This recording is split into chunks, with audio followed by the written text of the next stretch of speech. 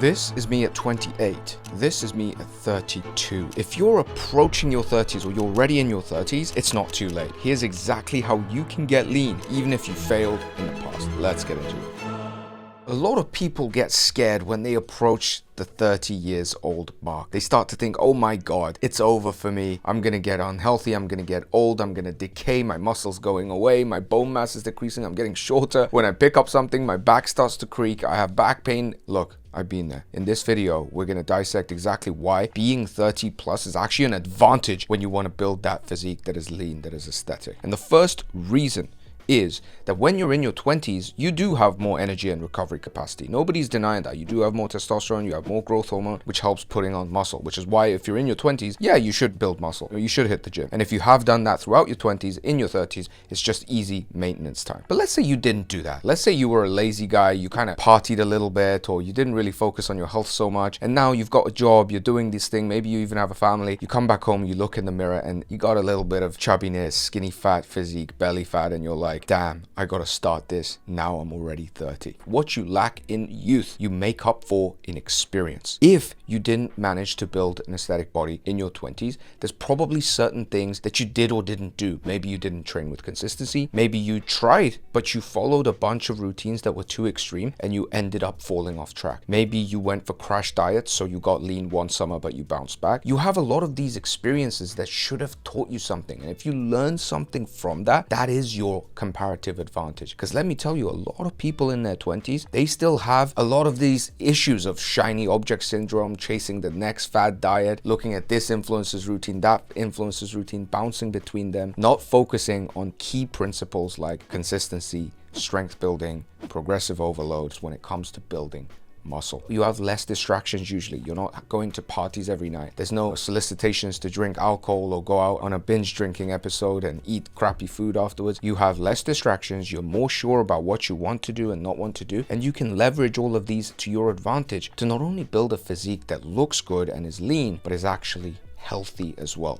So the first thing you need to realize is not accept mental defeat as you approach 30. Change the frame, change the mindset to this is the new beginning. I am in the best spot to get in the best shape of my life. And honestly, that is really the case if you follow the steps that I'm going to outline. So the next thing you must do is actually get in the gym this time and follow a system that is designed for consistency and longevity. You've tried the quick fixes, you've tried the crazy diets, and they never worked out, they never stuck because it wasn't for you. It was built for these gym bros, these 20-year-old protein obsessed athletes. For you, what you need to do is something that you can just go to and turn your mind off and just execute and build muscle. What is that going to look like? That's going to look like something like training 3 times a week, something like doing 5 exercises, finishing your workout within an hour to hour and a half, something minimalist that you can stick to. That's first of all what you need to do. And the reason it's really important to do this is because as you age, your cells burn less energy. You also lose muscle mass as a result. Your testosterone goes down, your growth hormone starts to decrease. So naturally, as we age, we start to lose a little bit of muscle and your base metabolic rate goes down. So the calories you need to sustain your body weight starts to go down.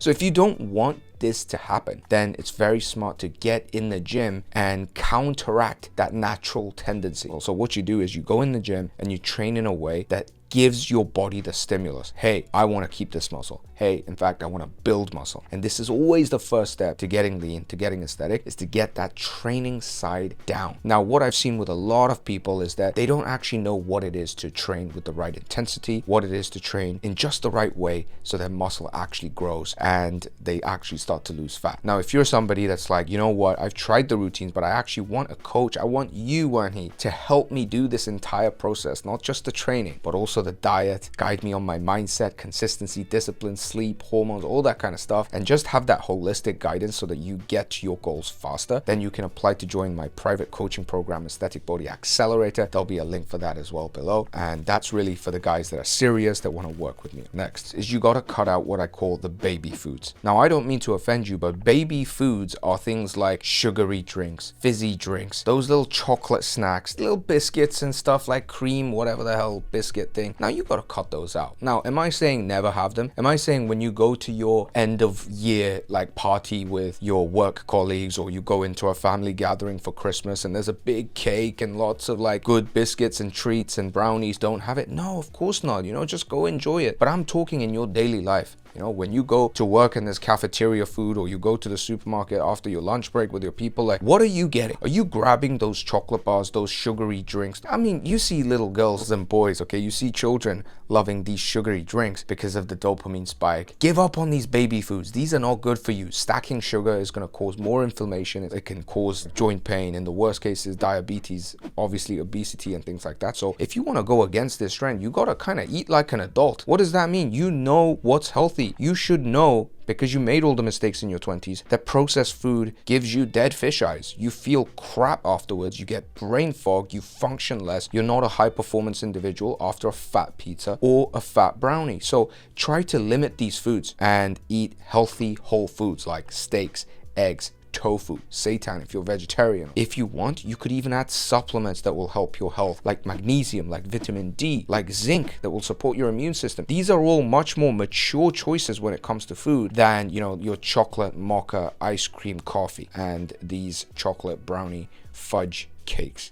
Again, not saying cut them out completely, but understand that baby foods are there for babies, and now you're in your 30s, you gotta kind of eat like you care about your body. Next, if something is worthwhile, it's quite hard to get, because it wouldn't be worthwhile if it was easy to get, because everybody would have it, right? So think about the visible abs, the six-pack, which a lot of people want. Why is it that when we see a guy with a ripped six-pack, you're like, wow, that's awesome? We don't say that about guys with eyes, because guys have eyes, most of them, but not all guys be having a six-pack. So when a guy has a six-pack, you're like, wow, why is it that not a lot of guys have a six-pack? Because it's bloody hard to get there. It's not going to be got there in 30 days or 60 days or 90 days. Understand now that you're in your 30s, okay, or at least approaching it, that the days of these gimmicks and fast sprints are done. We're not doing that anymore. You and I, we know that in order to actually see real results and get genuinely good at something, you need to dedicate a sufficient amount of time. And in order to do that, you need to crack consistency. So now you can focus on routines that provide that. You can focus on building systems that are going to provide you that, instead of going on these crazy influencer routines. Again, if you wanted to do that process with me, you have the option to join my coaching program, where we build out that sustainable habit, that ecosystem that's going to give you the support you need, the accountability you need,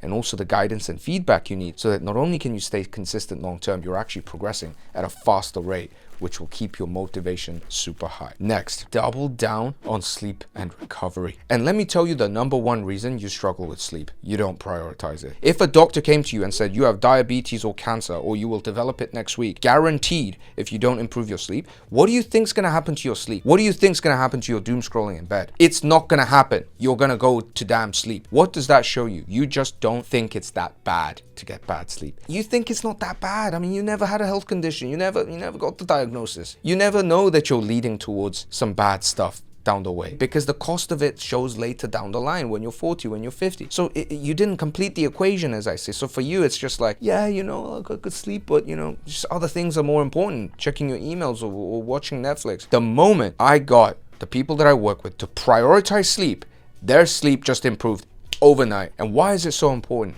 When you sleep, what happens? You produce testosterone. Okay, so that's, again, we're trying to counteract that natural downward tendency. Fat mobilization increases. So if you want to get lean, fat burns, muscle repairs during sleep. Dopamine recharges. That's your motivation. That's your feeling of, I want to do stuff when you wake up, whether it's the training, the diet, the work that you have to do. And just to mention the common sense idea that when you get good sleep, you feel good, you have more energy, which is why we want to work out and stay healthy in the first place. So why are you not focusing on the one thing that has the biggest leverage, is the biggest impact on your performance, on your energy, and your overall sense of well-being, and focusing on all these other things like the incline bench cable machine versus the decline chest press machine? Like, that ain't the lever to pull right now. Okay, so if you're struggling with building muscle, losing fat, I would highly encourage you to start with sleep and recovery. And if you don't believe me, just look at all the best athletes in the world and where they're spending money. If it's not supercars, it's going to be on recoveries and chefs, sleep and nutrition. That's it. Next, I used to think that spending money was not smart, that you had to save and save and save. But I started started buying stuff like health trackers, expensive bed covers that help my sleep, like just going that extra mile to pay a little bit more for my gym that is not the cheapest gym, but also,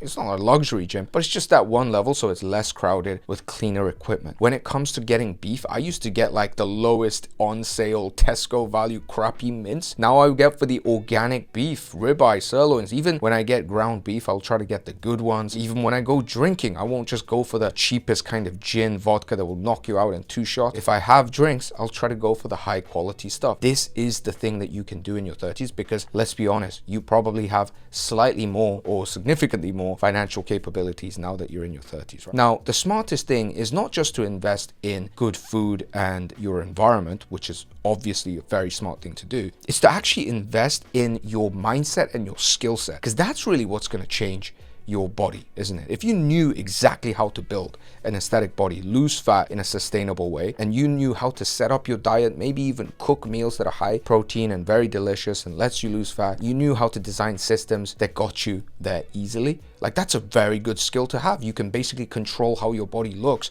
for the rest of your life and just stay healthy. That is a damn good skill. So to learn that skill, it's worth investing your time, your energy, and even your financial resources to get that done. Another thing to invest in would be something like coaching and accountability, so that you actually do the things that you know you have to do. Let's say you watched a bunch of my YouTube videos, other YouTube videos, and you really know like what you need to do. You need to do progressive overload, track your workouts, go on 10K steps, get stronger each time. Like, all the guys that are saying, Wanhee, you say the same stuff. Why do you think I say the same stuff? Because it's damn simple. Yet why are you stuck? Why are you still where you are when you know what you have to do? Because it's no longer about information. We live in the age of too much information. Now it's about implementation. So why can't you do the things you know you have to do? Because you don't have accountability, because you don't have a system and a structure around you that demands, that expects the best out of you. That's the power of coaching. When you surround yourself with the right coach, but also the right environment of people that are all doing the right things, thinking the right things, and trying to troubleshoot the right things, you can't but be drawn into that energy